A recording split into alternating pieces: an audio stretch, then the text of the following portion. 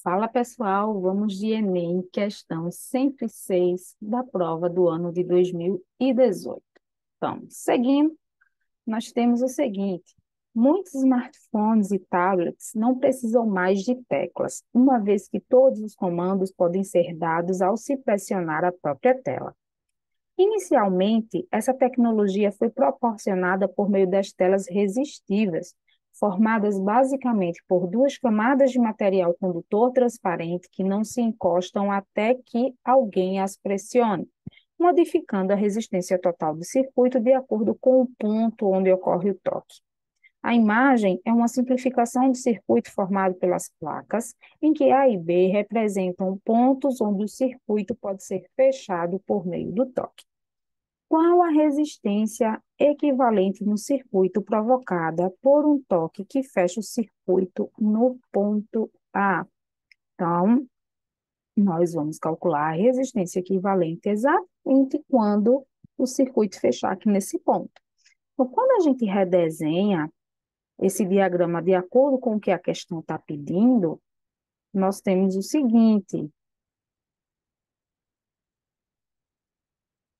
que exatamente aqui. Então, resistência, resistência, resistência. Onde esse Rzinho aqui vale 4 quiloohms, certo? Então, ao verificarmos essas duas resistências aqui, elas se encontram em paralelo.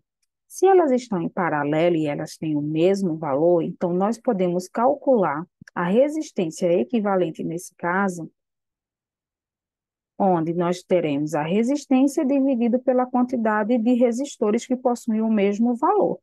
Então, nesse caso, nós temos 4 quiloohms dividido pela quantidade de resistores, que nesse caso aqui são 2.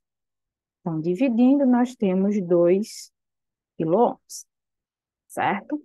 Então, para facilitar a visualização, novamente, redesenha o circuito e coloca os novos valores. Então, aqui, RP, R, certo? Então, agora nós temos aqui que esses dois resistores, eles estão em série. Se eles estão em série, então nós podemos somá-los. Então, resistência em paralelo, que foi o que nós calculamos anteriormente, mais a outra resistência que ainda se encontra no circuito, que possui um valor de 4 quiloohms. Então, aqui nós temos a resistência que nós calculamos anteriormente em paralelo, então, 2 quiloohms mais 4 quiloohms. E aí, podemos somar, porque tem a mesma grandeza, os dois valores, fica fácil. Então, 2 quiloohms mais 4 quiloohms, 6 quiloohms. E a resposta é a letra C. Beleza?